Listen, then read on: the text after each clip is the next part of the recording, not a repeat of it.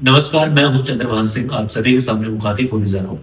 मुखातिब होने का एक खास रीज़न है, जैसे कि हम सभी को पता है कि हमारे पास में सिर्फ़ 2 महीने हैं, जुलाई और अगस्त, जिसमें कि यात्रा बहुत ज़्यादा डाउन होती है। हम सभी केदार वासियों के लिए ये 2 महीने बहुत ही ज़्यादा इम्पोर्टेंट होने वाले हैं। इसका हम अच्छे से यूटिलाइज़ कर सकते हैं, इसका बहुत अच्छे से यूज़ कर सकते हैं और यही वो 2 महीने हैं, जो आगे के आने वाले जो 2 महीने होंगे, सितंबर, अक्टूबर, उसका फ्यूचर डिसाइड करेंगे। जैसे कि हम सभी को पता है कि 2025 में यात्रा इस बार अच्छी चली नहीं है, तो हमें कुछ मॉडिफ़िकेशन करने की ज़रूरत है।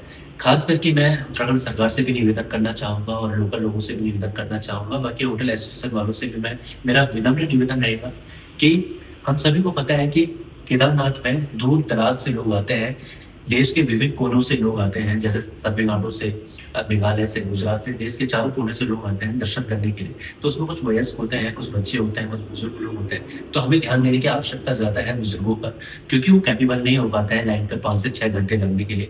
तो उनके लिए मैं सरकार से दरख्वास्त करना चाहूँगा कि आप प्लीज़ इसके लिए 2 लाइनें बना सकते हैं। 2 लाइनें, एक में आप वयस्क लोगों को रखें और एक में सिर्फ बुजुर्गों को रखें, जिनकी उम्र 60 साल है। 60 साल से ऊपर वालों के लिए वो लाइन बनाई जाए, जिसमें कि उनको दर्शन ईज़िली हो सके और वो अच्छे से दर्शन करके खुशी-खुशी जा सकें।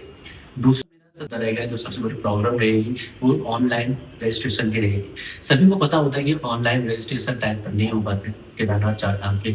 वो जल्दी से बंद हो जाते हैं, कभी हो नहीं पाते हैं, तो यात्री इसमें बड़ा परेशान हो जाता है, टूरिस्ट बड़ा परेशान होता है और उनको भ्रमित किया जाता है कि उनको बताया जाता है कि अगर आपके पास में रजिस्ट्रेशन नहीं है, तो आपको यात्रा नहीं करने देंगे। तो यात्री जब आता है, तो वो रजिस्ट्रेशन के बगैर नहीं आ पाता है, तो उसके लिए छोटे-छोटे काउंटर होना बहुत ज़्यादा ज़रूरी है। जैसे कि अभी आपको पता है सोनप्रयाग में काउंटर है, लेकिन इसके अतिरिक्त फाटा में, उत्तरकाशी में, रुद्रप्रयाग और अगस्त्यमुनि में भी होना बहुत ज़्यादा अनिवार्य हो जाता है, केदारनाथ की बात कर रहा हूँ। तीसरा जो मुद्दा रहेगा, वो रहेगा हेलीकॉप्टर एविएशन वालों से।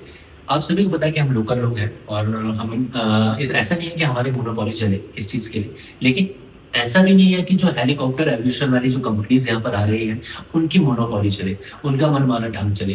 क्योंकि देखिए, हम लोकल लोग हैं, हमारे लिए टिकट्स नहीं होती हैं। तो जो बाहर के टूरिस्ट होते हैं, उनके लिए कहाँ से टिकट्स प्रोवाइड करवाएँगे? तो सबसे बड़ी बात ये है कि जो लोकल लोग हैं, उनके लिए कम से कम 20 टिकट्स एक एडिशन में तो कम से कम आरक्षित होने ही चाहिए, ताकि वो अपने परिजनों से, अपने रिश्तेदारों से जाकर के मिल सके केदारनाथ में। बहुत सी संभावनाएँ देखिए, हम ज़ोन 5 में रहते हैं केदारनाथ में और केदारनाथ एक ऐसा ज़ोन है जहाँ पर कुछ भी हो सकता है, कोई भी प्रिडिक्शन यहाँ पे काम नहीं करती है। तो यहाँ पर ये एरिया ही ऐसा है, यहाँ पर कोई कुछ नहीं कर सकता, यहाँ पे कभी भी कुछ भी हो सकता है। तो हमें जाना बहुत ज़्यादा ज़रूरी हो जाता है अपने परिजनों से मिलने के लिए केदारनाथ में, या फिर अपने रिश्तेदारों से मिलने के लिए। बहुत से लोग हैं जो वहाँ पे काम कर रहे हैं, तो उनसे मिलना बहुत ज़्यादा ज़रूरी हो जाता है। किसी को स्वास्थ्य की समस्याएँ, कुछ भी हो सकता है। तो उसके लिए हमारे लिए 20 टिकट्स होना बहुत ज़्यादा अनिवार्य हो जाता है, आरक्षित करना ज़्यादा अनिवार्य हो जाता है, ताकि हम लोग ईज़िली जा करके उनसे मिल सकें। दूसरा, जो टूरिस्ट आता है, उसके लिए 50 टिकटें, कभी कम से कम एक एडमिशन में कम से कम 50 टिकट्स हर एक टूरिस्ट के लिए होना अनिवार्य है, ताकि जब वो आए और अपने टिकट काउंटर पे जाकर के उसे डायरेक्टली मना ना किया जाए, वो वहाँ से टिकट ले सकता है और जाकर के दर्शन कर सकता है। क्योंकि उनको वो बड़ा, देखिए, टूरिस्ट बड़ा परेशान हो जाता है केदारनाथ में, जब उनको टिकट्स नहीं मिलती है, क्योंकि ऑनलाइन टिकट्स का रजिस्ट्रेशन करना या फिर टिकट्स मिलना बहुत ज़्यादा डिफ़िकल्ट है। तो कम से कम 50 टिकट्स तो टूरिस्ट के लिए होनी ही चाहिए। चौथा जो मुद्दा रहेगा, जैसे कि हमारे पास हम लोग होटल एसोसिएशन वाले लोग हैं और हमारा जो रोज़गार है बाबा केदारनाथ पर डिपेंड करता है।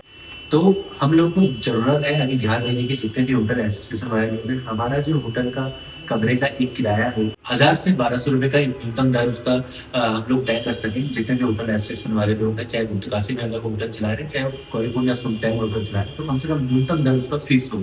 तब जाकर के हमारा थोड़ा-सा जो होटल एसोसिएशन के लोग हैं या फिर होटल्स वाले लोग हैं, उनका थोड़ा बहुत सही से चल सकेगा।